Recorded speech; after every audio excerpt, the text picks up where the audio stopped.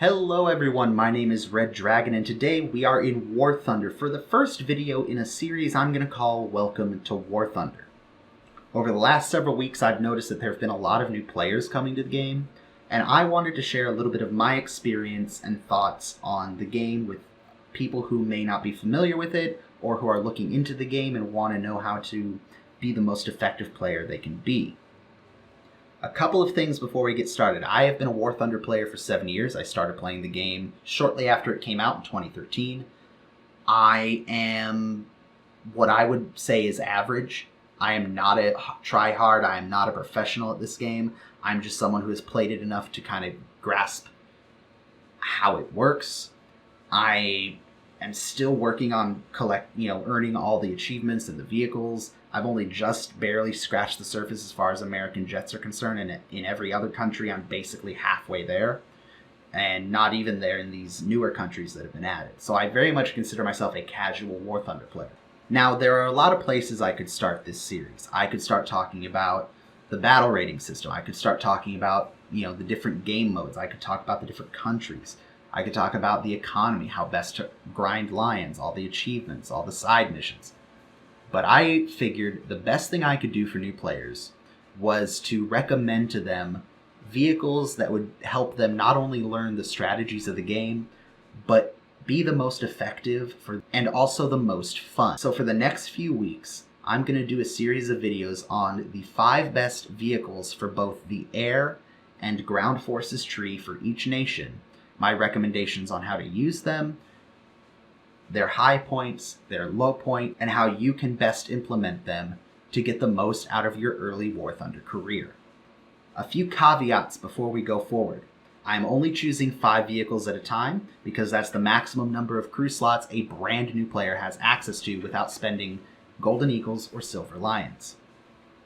I am choosing for aircraft 3 fighters, 1 bomber, and 1 ground attack aircraft for a little bit of variety. I will be staying in rank 1 as much as possible, whenever I can. Some nations have a very limited rank 1 selection, so I might have to bend the rules a little bit, but for the most part, I should be able to stick to this rule. I am primarily a realistic battles player, so all of the stats and information I'm going to give are based through a realistic lens. The stats are going to change slightly whether you take it into an arcade battle, a realistic battle, or a simulator battle, but the general tactics and effectiveness of the aircraft that I'm going to talk about should transition nicely between the different modes. At the end of the video, I'll be providing an adjustment to this list to make sure that the battle rating across all the aircraft stays fairly consistent, so you're not taking vehicles of too low into a battle rating into a higher battle rating match. So without further ado, let's look at the 5 aircraft I've chosen for the United States Air Tree. First up, we have the P-36A. The P-36A is the first aircraft beneath the reserves that you can research, and I highly recommend you make that the first choice. The P-36A is, of course, a rank 1, battle rating 1.3 American fighter. It has a single 50 caliber M2 Browning machine gun with 200 rounds of ammunition, and a single 30 caliber Browning machine gun with 500 rounds of ammunition. It has a maximum speed of 504 kilometers per hour when fully upgraded, a maximum altitude of 10,058 meters, a turn time of 17.3 seconds, and a rate of climb of 10.6 meters per second. Now, in my personal experience, the P-36 line is fantastic. Each one offers something a tiny bit different, primarily in the armament. This first one, the P-36A, is very lightly armed. It only has a single 30 and a single 50. That's gonna make things interesting. You absolutely can deal with biplanes, but if you do get up-tiered with more mono-wing fighters and heavier bombers and attackers, you may find you're using up a lot of ammo to get a kill. I would recommend you use the P-36 and focus on the primary tactic of American fighters, booming and zooming. If you are not familiar with what that term means, it's very simple. At the start of the match, climb to gain altitude, select a target that is below you, making sure that your surrounding airspace is clear of enemies that might take advantage of your next move, dive on your target, when in range, rake them with your machine guns, and regardless of what happens, whether you hit them, miss them, or kill them, pull off, zoom away with the airspeed you have built up, and climb back to altitude and do it again. We can go over the boom and zoom tactic more in another video, but that is the bare basics, and it's going to serve you very well in the American Air Tree. Like I said previously, the P-36 is very lightly armed, so you do need to make your shots count, and it is somewhat nimble, but definitely not a turn fighter. Now, all this makes for an aircraft that is going to force you to have to learn tactics and aiming, which sounds like a lot to do for a new player, but it's better to learn it now at a lower tier with other inexperienced players than to realize you don't know how to do it when you're at higher tier with people who have been playing this game for a long time. Now, something to note with the P-36 line, and especially the P-36A, is when you are in a dive and attacking a target, if you get over about 400 to 420 kilometers per hour, you will notice your controls start to stiffen. At least that's the case in realistic battles. This game models aerodynamics very well, and if you get over a certain airspeed in some aircraft, the aileron and rudder controls tend to get very stiff because the air is rushing over them so quickly that it's very hard to push back against that air manually unless your plane has hydraulics. This plane does not, so you will notice that although you have control of the aircraft, it tends to move more like a bus than a race car. So keep that in mind. You shouldn't be turning too much in a dive anyway. You should be using that speed to get back up to altitude or remove yourself from the dogfight. Overall, I think this is the best first plane you could choose, simply because it is a good platform to start building good habits in the American tree. Now, of course, the natural follow-up to the P-36A is the P-36C. The P-36C is the next aircraft below the P-36A that you can begin researching. And like before, I'm going to suggest that you take that step from the P-36A to the P-36C. The P-36C is a rank 1 battle rating 1.7 aircraft with a single 50 caliber M2 Browning machine gun with 200 rounds of ammunition and 3 7.62 or 30 caliber Browning machine guns with 1,500 rounds of ammunition. It has a maximum speed of 501 kilometers per hour and maximum altitude of 9,754 meters, and a turn time of 17.0 seconds, and a climb rate of 10.6 meters per second. Now, this is the nice thing about jumping from the P-36A to the P-36C. It is going to behave and handle almost identically to the P-36A. The added benefit of the P-36C is the addition of 2 more 30 caliber machine guns. That means your burst mass, the number of bullets, the amount of bullets you're putting on target with each squeeze of that trigger is more. It's more chances to hit the target, more chances to damage the target, set a fire, create a leak, kill a pilot, which means your kill rate should slowly increase and your time to kill should slowly increase. If you compare the good habits you begin learning with the P-36A and the firepower of the P-36C, you're going to start to become a pretty decent threat on the battlefield. It is slightly slower and has a slightly lower service ceiling than the P-36A. That's simply because the extra weight from the machine guns is modeled in RB at least. But other than that, the same tactics apply. Climb, dive, shoot, run, repeat. The P-36C also begins to fix the problem with the stiff controls over 400 kilometers per hour. It's not nearly as bad between 400 and 450. It still tends to lock up above 450, but most of the time you're not going to break that speed unless you are in a very steep dive from a high altitude. And at that point, you're going to get close to ripping your wings off, so I wouldn't recommend that. The third aircraft I want to recommend, and the last fighter we're going to look at, is the F-2A3 Buffalo. Now you might be thinking, but Red, why not just move on to the P-36G? I'm going to discuss that in a minute, but first let's look at the F-2A3. The F-2A3 is a rank 1, 2.7 battle rating American naval fighter. It has 4 50 caliber Browning machine guns. Let me say that again, 4 50 caliber Browning machine guns with 1,300 rounds of ammunition. It can reach a top speed of 518 kilometers per hour when fully upgraded. It has a maximum altitude of 10,424 meters, a turn time of 17.6 seconds, and a rate of climb of 16.4 meters per second. Now, the F-2A3 is one of my favorite aircraft in the game, period. Simply because it is a low-rank fighter with great speed, great for its size, maneuverability, and it's got those 450 cals, 2 of which are in the nose, so they basically shoot straight at what you're looking at. It is great. I have had so many fun times just shredding biplanes, German, Russian, British, everything, just everything with those guns. It is heavy, but it is fast, so it is going to, again, the skills you begin learning on the P-36A that you transfer to the P-36C are going to serve you very well in this plane. If you can get the altitude, dive, zoom away, and climb, this plane will serve you well. It is the fastest of the 3 fighters we're looking at today. It's even faster than the P-36G, which I believe can only do 504 kilometers per hour. The 2 words I have to describe this plane are beefy and powerful. Now, for the sake of variety, let's look at the TBD-1 bomber. Now, a note before we continue. A lot of people are going to roll their eyes about ground attack. Personally, I play fighters most of the time, but every once in a while I like to squad up with some buddies or by myself go into a ground attack game and just take care of the ground targets, rack up that RP. It's a good way to just grind research points and lions if you need them, as long as you are effective.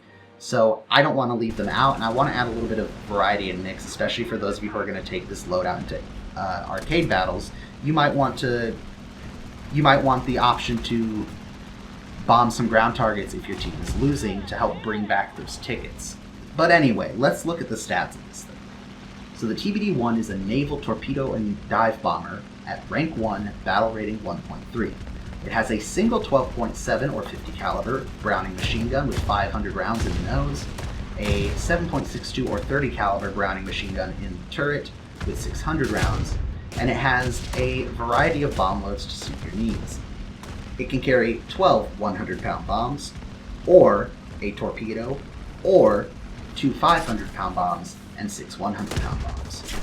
It has a maximum speed of 312 kilometers per hour unloaded. It has a max altitude of 6,000 meters. It has a turn time of 19.0 seconds unloaded, and it has a rate of climb of 6.1 meters per second unloaded. Those values will change slightly depending on what armor you take out. Now, the TBD-1 is... There were 2 choices for the ground attack aircraft in my mind. I chose the TBD-1 because it has a larger bomb load than my second choice, and it's a little bit easier to use. And again, I will explain this in a little bit when I go over my kind of runners-up. The TBD-1 has the advantage of a single forward-facing machine gun, which isn't going to do a whole lot for you. It might help you machine gun some ground targets, but it is useful if you get that cheeky fighter on your tail that overshoots. You can nose up for a second and rake them with the machine guns, maybe get a lucky pilot snipe, you never know. She is very slow. She will not be setting any speed records for you, that's for sure. She does excel at either dive bombing or level bombing, so you have the option to kind of play with your strategy that way. It does have a bomb sight, so you are not stuck, eyeballing your bombs. You have a reticle to help be a little more accurate. Long story short with this gal is she is ugly as all hell, but she is effective at her battle rating. And last, but certainly not least, we have the great white whale herself, the PBY-5A Catalina. Now, the Catalina is a flying boat, but don't let that fool you. She can be incredibly effective, especially with her turrets and bomb load. The PBY-5A Catalina is a rank 1 battle rating 1.7 bomber. It has 2 50 caliber machine gun turrets with 956 rounds of ammo. She has 2 30 caliber machine gun turrets with 1,500 rounds of ammo, and her bomb load is quite extensive. She can carry 16 100-pound bombs, or 4 500-pound bombs, or 4 1,000-pound bombs, or 2 Mark 13 early or late war torpedoes. She has a maximum speed unloaded of 282 kilometers per hour, a maximum altitude of 4,420 meters, an unloaded turn time of 30 seconds, and an unloaded rate of climb of 5.1 meters per second. Now, the PBY is, in my opinion, a plane that does not get a lot of love. Most people, if they're playing bombers, they're playing the big ones they get later on in the tree. The B-25, the B-17s, the B-29s, the B-24s. But I think there's a place for the PBY, especially down at rank 1. That 4,000-pound bomb load is big enough to kill a base very easily and do some serious damage to the air base if you make it long enough into a battle. If you get accosted by fighters, you have plenty of machine gun turrets to politely encourage them to leave you alone. But at rank 1, you spawn at an air spawn that's high enough that if you're seeing fighters, it means they're either very dedicated and spent the entire match climbing up to you, or you've had to come down because you're out of bombs and need to land, or for whatever reason you felt like gun-shipping the enemy with your turrets. Realistically, you're not going to face a fighter until after you have dropped your bomb load, because most of the fighters at this rank aren't going to be able to climb to get you in a reasonable time. Another big selling point of specifically the 5A Catalina is the landing gear. The other PBY in the American Tech Tree is just as effective as this one in my opinion, but it lacks the ability to land on a runway. It is a water landing aircraft only. This PBY, the 5A, has the ability to land both in water and on land.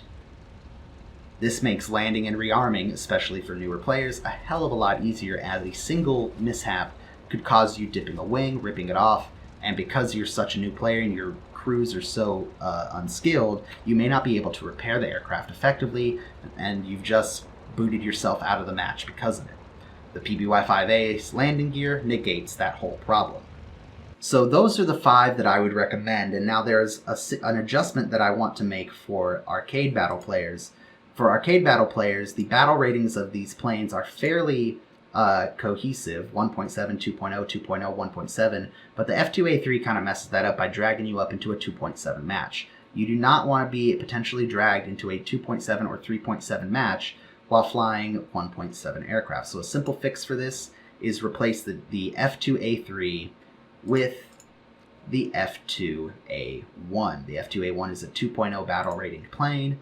It does not have the 450s, but it'll get the job done either way. Arcade battles, the performance is not as big of a factor because the physics are toned way down. Again, it is arcade for that reason.